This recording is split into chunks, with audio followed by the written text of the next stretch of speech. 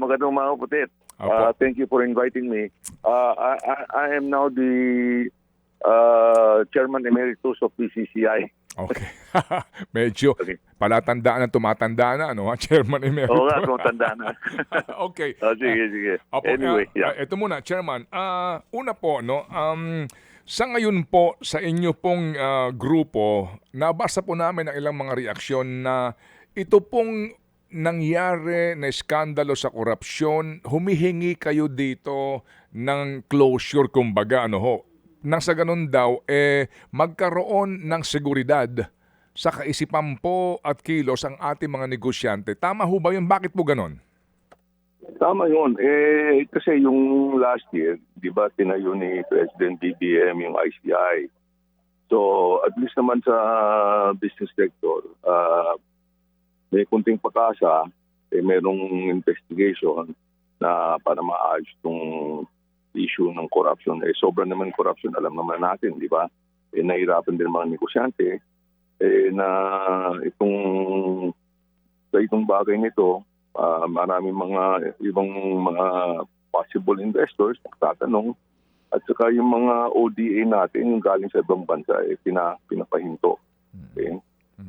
Kaya sa ngayon, yung pa rin ang stand namin na itong Blue Ribbon na chaired kay Senator Ping Lacson na magkaroon ng talagang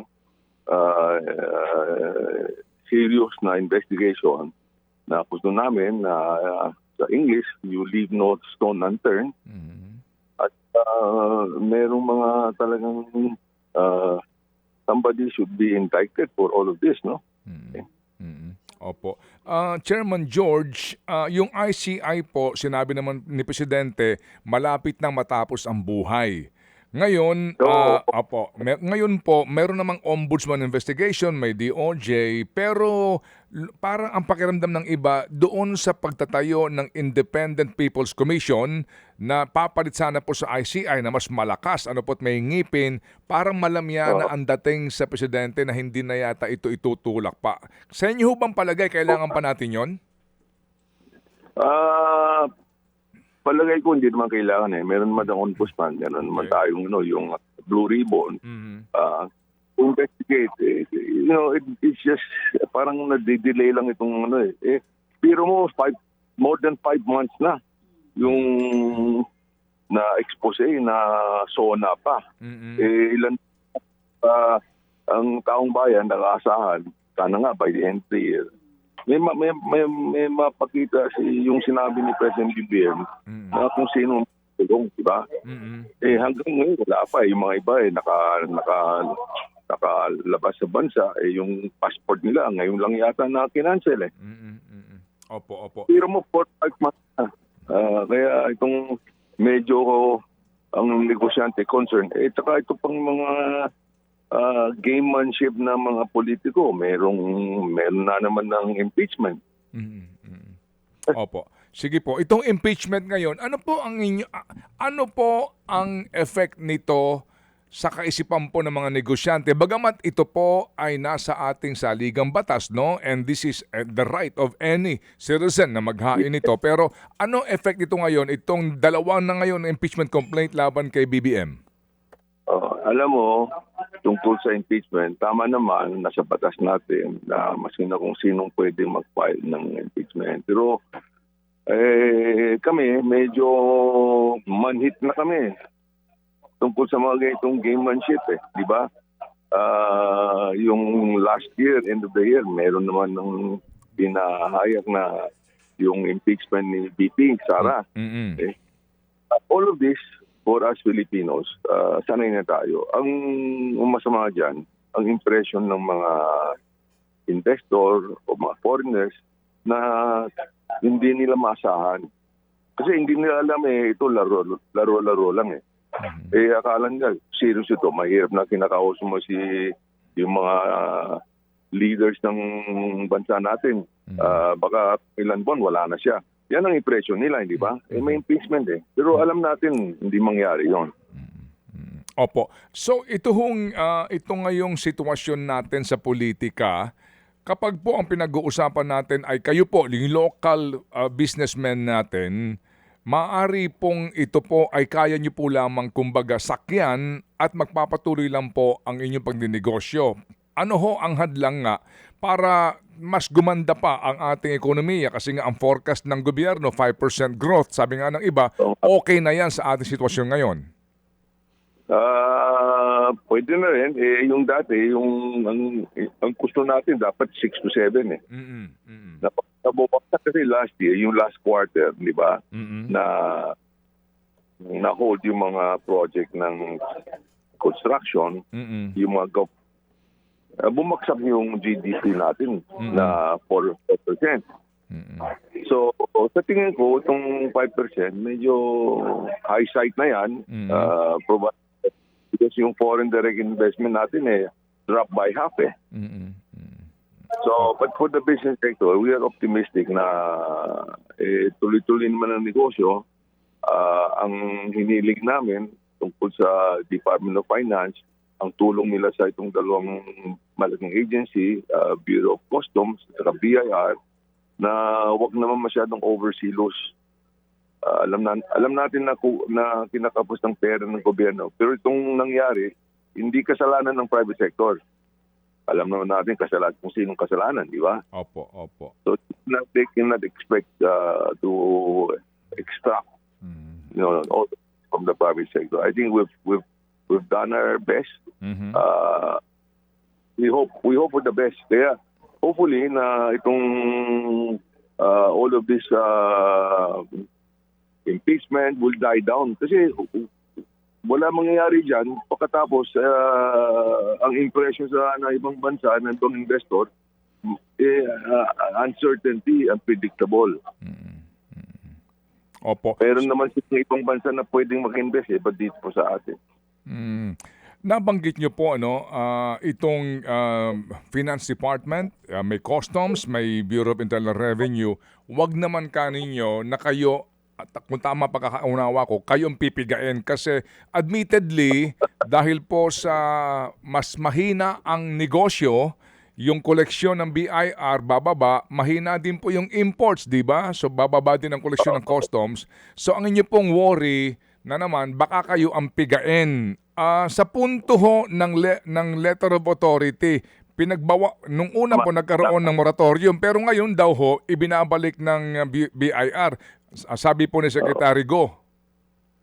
Normal naman yun eh. Pag December, tuwing December, may mga requirement na pahintuin yung LOA. Pero yung isang araw, mayroong silang briefing with the BSP at the Department of Finance. Maganda naman ang sinabi ni Secretary Frederico na he will keep in check itong dalawang government agency at saka ang na-stress niya yung ease of doing business. Okay. Opo. So, may importante sa atin yun, ease of doing business. So, yan ang namin na lumabas na yung big reform, di ba? Sabi niya big reform. Actually, hindi naman talagang big reform, pero basta yung mga dapat gawin nila na in all fairness, no? Yung pong kaninyo na is in doing business, alam natin tong corruption issue involving public funds sa infrastructure. Yeah. Pero yung corruption sa sektor ho ninyo, yung alam nyo na, yung hanggang ngayon problema pa rin ba natin tong simpleng mga business permits, building permits, at ito nga yung sa customs, yung TARA at saka sa BIR, yung kanila pong extortion. Meron pa rin, hindi naman lahat ng mga government officials na hindi nagsisilbi sa taong bayan. Pero meron pa rin. So we are hoping that with this statement coming out from the briefing of this reform, they can even make it better. Yan ang natin, yan hinihiling natin at least for the start of the year 2026. Very challenging ang year kasi hindi lang yung mga magulo, hindi lang dito sa bansa natin buong mundo magulo. Opo. Let's try to keep our at least local scene na bawasan yung mga gamemanship, mga politika, just to leave out businessmen in peace to do their thing, no? So, I'm hopeful secretary ko na yung sinabi niya. At saka meron naman tayong government agency, private sector na tungkol sa yung issue of doing business, yung Buklod Bayani, of which are part of that. Opo. And ito ang mga private sector na collaborating with various government agency, katulad ng ARCLA, katulad Department of Local Government. Opo. Sige po, doon po sa tourism sector, ano po ang sabi ho ng inyo pong mga miyembro? Kasi nga, obviously po, no, itong pinakahuling report nga, ang layo natin sa ating pong tourism arrivals. Napakalayo, no? Sa Thailand, lalo na sa Vietnam, and of course, Malaysia. Pero ho, grabe ho ang Vietnam at Thailand. Ano ho ba, ano ba problema sa tourism? Sa tingin po ninyo? Ang ano natin, alam mo, we have to learn from others. Since last year, 2 years ago, Malaysia, Thailand, Indonesia, alam nila ang pinakamalaking market, China market. So they allow visitors, Chinese visitors, to visit without visa. Buti nga, nalaman ng gobyerno, they are making that also. Kaya starting itong buwan nito, itong Enero, Chinese come in without visa for 14 days. So, maganda yun. So, we're hoping that this year, the number of tourists should be better. But yung sinabi mo, talagang malayo tayo sa mga ibang ASEAN countries. Tayo ang kulela dyan. Opo. Pero yun nga po, no? Ito nga sana ang magandang panimula, yung pong pagluluwag sa mga Chinese visitors. And then, well, so far ho naman, yung ating airport dito, may kaunting improvement kahit papaano po, no? Oo. Malaking improvement, to be honest. We have to comment our good friend RSA, no? We see that from the way the airport is being run, hindi tayo malayo sa ibang international airport. Opo. Yung pong malaking improvement sa comfort ngayon, pati ho nga yung mga flights daw na well-managed na rin po, no? Dahil nga sa pamangangasiwa sa ating paliparan. Sir, pero sa inyo ho bang palagay, ito rin pong ingay ngayon sa iskandalo, sa korupsyon at saka politika, may effect na sa tourism? Meron.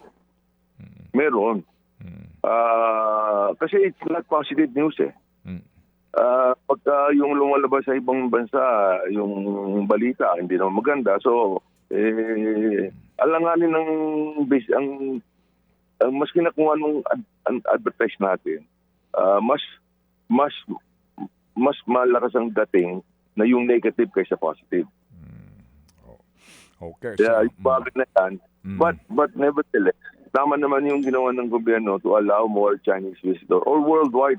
I've been telling Secretary Christine Frasco many times, hindi naman lang yung Chinese visitor, pero mga ibang bansa, katulad yung relasyon natin with Spain. We have been a colony for 400 years. Dapat pag nag-advertise tayo na ang relationship natin, sigurado mas marami madarating galing Europe. Ang Europe ng Thailand, I just give you some statistics. Yung is 8.5 million. Yung number of total tourists is about 37 million. European lang is 8.5. Tayo nga overall wala pang 7 million Kaya but we have to really invest. I was sharing my thoughts with Secretary or the Department of Tourism. We have to train more tourist guides that can speak different language. Katulad, dapat marami tayong mga tourist guide na marunong Espanyol, yung Japanese. Because that's the way. We're very too much English speaking Opo. So, yan din ang comment ko lang. Okay. Opo, sige po. So in summary po, no, sa ating pong ekonomiya ngayon, Sir George, tama po itong sinasabi ni JC Punong Bayan na ito pong ekonomiya ng Pilipinas is a wait and see economy, parang ganun. Yes. Wag naman huwag naman wait forever. Mahirap yung wait forever, hindi natin makita yung walang see basta importante, itong issue na binanggit mo kanina, really they have to really itong graft and corruption is a very very key issue. It's not saying anything, but it is in the mind of everybody. So I think the government realized that, and that has to be addressed. Opo. Sige po, kaya nga yung corruption na iyan, nakita ho ninyo, Sir George, siguro bata pa kayo, yung fire extinguisher issue ng Bureau of Fire hanggang ngayon. Oo nga. Pero ngayon pa rin, bata pa. hanggang ngayon po, yan pa rin pinag-uusapan ng mga negosyante. Hindi ka makakakuha ng occupancy permit o hindi ka makakakuha ng building permit pag di ka naglagay sa bumbero. Opo. Oo nga. Sige po. Sige. Salamat, Sir George. Salamat, Opo, mabuhay. Thank you. Mga kapatid, brothers and sisters, saan ka pa? Dito na tayo sa totoo. Dito na tayo sa True FM. Mga kapatid, mag-subscribe and follow po kayo sa social media accounts ng True Network PH. Yan po kami. Hanapin nyo lang True Network PH, Facebook, Instagram, YouTube, TikTok, and podcast. Mapa Apple or Spotify man yan, mahahanap nyo kami. Lahat ng mga napapanood at napapakinggan nyo po sa programa, nasa social media accounts namin yan. So, paano mga kapatid? See you sa social media!